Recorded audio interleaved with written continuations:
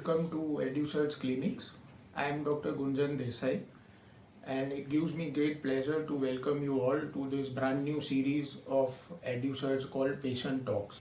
It gives us great pleasure to launch this series on the World Cancer Day, which is an attempt of the Union for International Cancer Control or UICC to spread awareness on cancer and to create action at different levels to educate the masses regarding what is cancer, how it can be treated, why it happens, what are the symptoms when you should meet your doctor, and these all actions in turn will lead to reduction in the number of advanced cancer cases that we see in our country today. So let us dive into the digestive tract cancer awareness series of the patient talks. So this is the fourth video of our digestive tract cancer awareness series. And just to brief few of you who have not seen the previous videos, this is an awareness series where we are going to discuss organ by organ of the digestive tract, what causes these cancers. If you are at risk for this cancer, what are the symptoms of digestive tract cancer as per the organ involved, so that you should know when to meet your doctor. So this part focuses on esophagus or the food pipe and the stomach, which is the beginning of the digestive tract.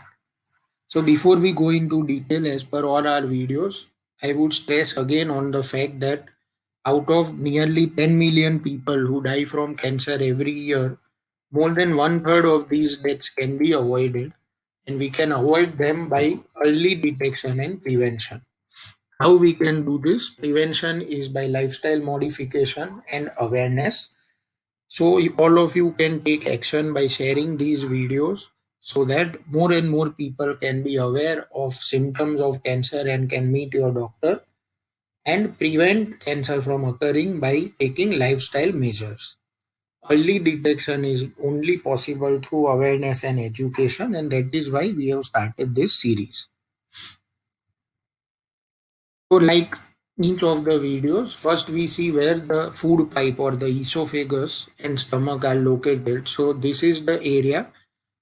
This is an organ which goes from mouth to the tummy or the abdomen.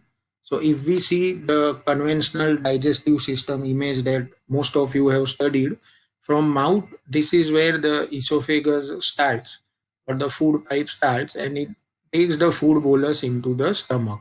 So it is like a travel channel which takes the food bolus into the stomach, and then stomach takes everything further into the small intestine. So to simplify this area, this is the food pipe. What these organs do? Food pipe helps in transit of food from mouth to stomach, as I've already discussed. Stomach is the area where the digestive enzymes are produced as well as acid is produced. Now, acid of stomach is important because it helps in digestion as well as acts as an autoclave to kill all the impurities in the food. So it helps fight infection. Stomach also produces a few factors which help in vitamin B12 absorption. And this is important because in stomach diseases, vitamin B12 deficiency, anemia can occur. Against the movement of stomach helps in mixing of food and digestive juices. So these are the roles of these organs. So now let us see what are the risk factors for esophagus cancer or the food pipe cancer first, and then we will see risk factors for the stomach cancer. So tobacco in any form, because this area of the digestive tract is so close to the mouth, that tobacco consumption in any form can produce esophageal cancer, and this in fact is the most common risk factor for food pipe cancer. Alcohol again is a risk factor. Consuming very hot tea or coffee produces injury to the food pipes cells, and that again can lead to cancer in the long term. Obesity and physical inactivity can again be risk factors for food pipe cancer. So if you see these first four, these have been common throughout the videos, and this is the main part of this awareness series. Stop tobacco, limit alcohol intake, and be active in your lifestyle. At least 30 minutes in a day for exercise and 250 minutes in a week. This can help you prevent many cancers and many other diseases in your life. Again, esophagus can have other problems such as pre-existing diseases. So what is reflux? Reflux is usually the food pipe. Food travels from mouth to stomach, that is from above downwards. However, sometimes if the esophagus loses its power, the stomach can propel the food into the esophagus, and this is known as reflux. Again, other diseases of esophagus, which is achalasia or narrowing of the esophagus. So, reflux happens, as I already explained, reflux happens when the bolus goes in other direction. That is when the esophagus loses its power. Achalasia is when the esophagus does not dilate, when it remains contracted. This can also lead to retention of products in the esophagus, which can irritate the cells of the esophagus and lead to cancer. Iron deficiency anemia, there is a syndrome called Plummer-Vinson syndrome, which again is a risk factor for esophageal cancer. Anemia is low hemoglobin. When you feel fatigue, when you feel tired, that is anemia. So again, the scope for prevention is there if we limit the first four factors and if we treat the pre-existing disease, that is scope for early detection. So these pre-existing disease patients should be in surveillance. So if you have any of these diseases or any of these symptoms, contact your doctor and be in regular follow-up to detect disease early if it arises. Again, I would stress that not all these patients will have cancer, but this group forms a target of screening, which we cannot test all the patients in the community. We cannot do community drives, and that would be very expensive, and it's not practically feasible to test millions and crores of people. However, if you fall into this category, it helps us to select you for screening so that we can detect the disease early. Non-modifiable risk factors are hereditary disorders, though these are not very common. Barrett's esophagus is chronic esophagitis basically, just like we had chronic hepatitis in liver cancer, chronic pancreatitis in pancreatic cancer. Similarly, long-standing esophagitis produces some changes in the food pipe or esophagus, which is known as Barrett's esophagus. Again, it is more common in males and age more than 55. Now, going into stomach cancer, again, tobacco consumption in any form is a very significant risk factor for stomach cancer. There are some dietary factors such as consumption of a lot of processed, especially smoked and salted meat and pickles, obesity, physical inactivity. So, again, the first three factors are those which can be prevented by leading a healthy lifestyle.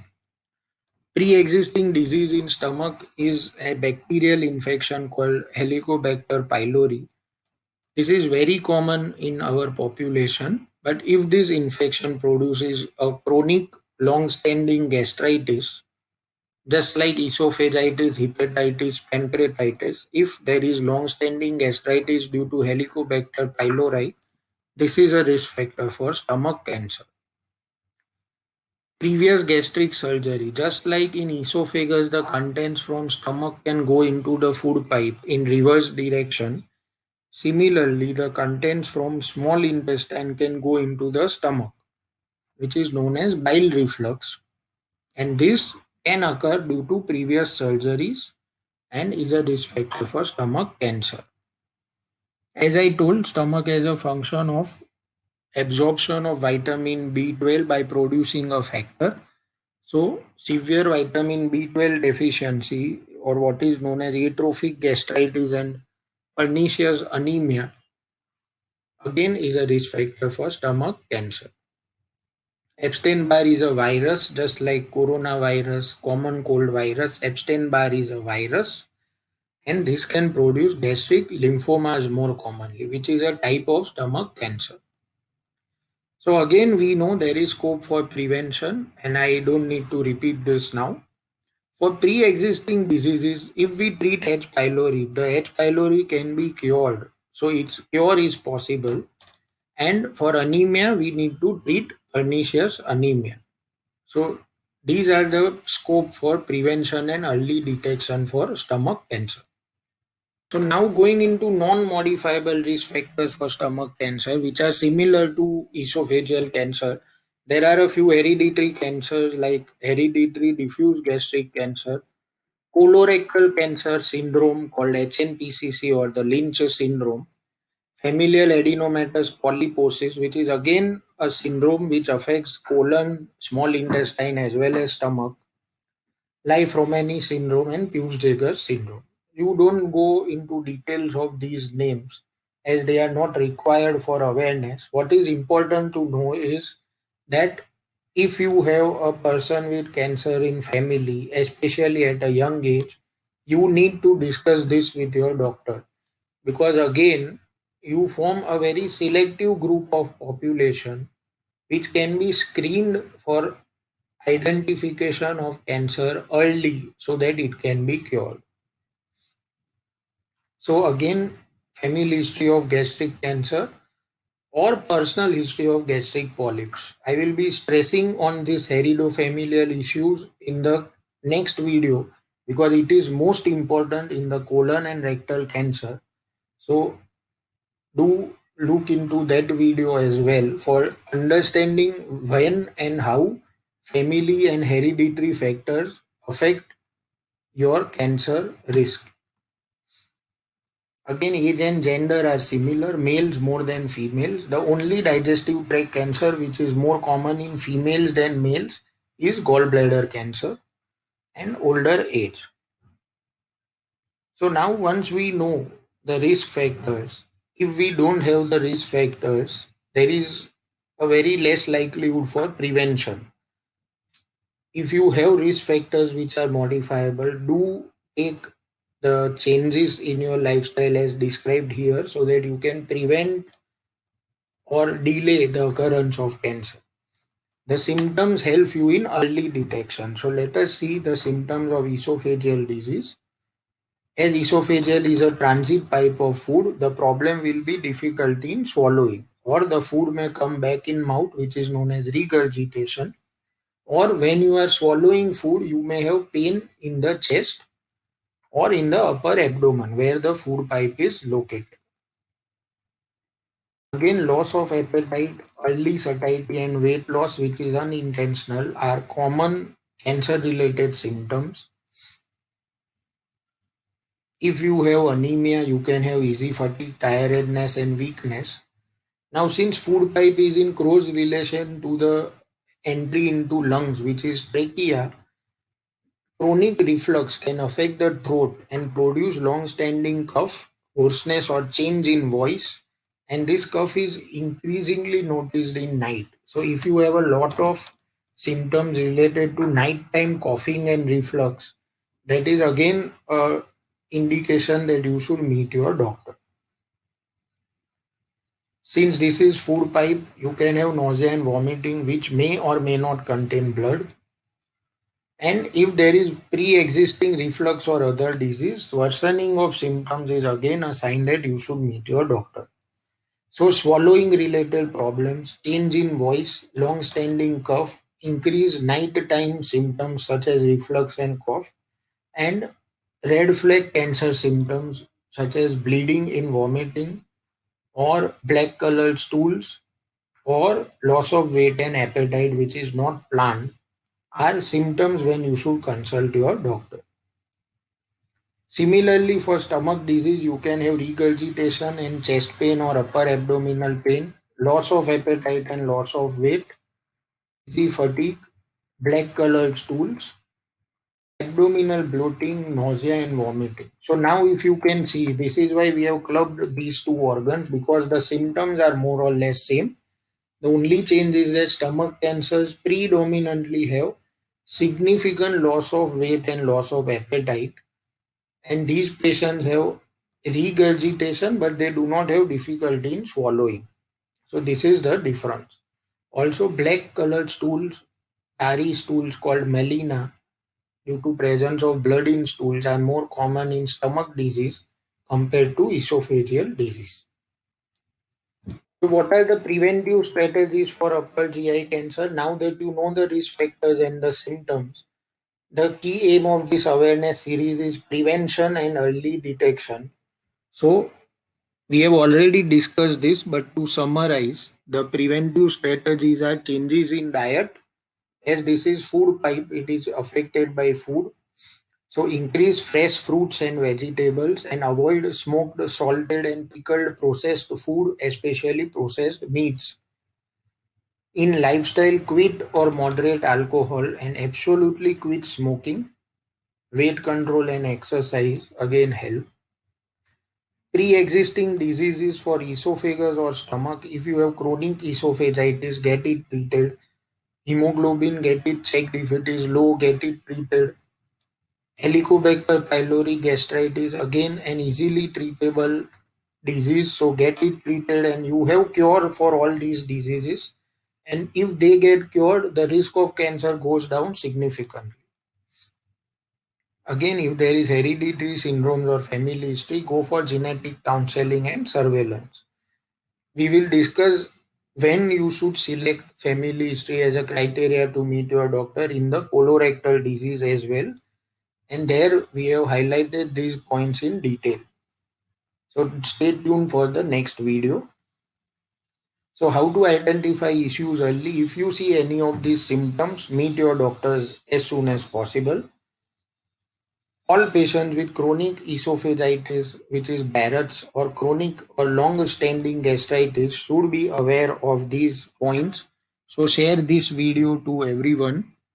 Educate everyone in your society, your neighborhood, your family and your colleagues. Follow up regularly with your doctor. And the screening for these organs can be in the form of a scan, which is a CT scan or a PET scan, CEA blood test, an endoscopy or a barium swallow. So these are the tests that you can do to screen these two organs. So I hope this clears the different symptoms and risk factors for food pipe and stomach cancer. Do have a look at the next video, because in that video we will be helping you know how to select yourself for screening based on family history and hereditary risk of cancer. This is a very important area because this is selective screening, and selective screening is the way to go ahead to reduce the number of cancer cases in our society, to detect cancer early, and to help you lead a healthy and happy life. Do share this to your colleagues, as this is an awareness and education series which is free for all. And we have created a more than 2 hours of content for you so that you are aware and educated about the cancer, especially the digestive tract cancer, on this World Cancer Day, 4th February 2021. Thank you.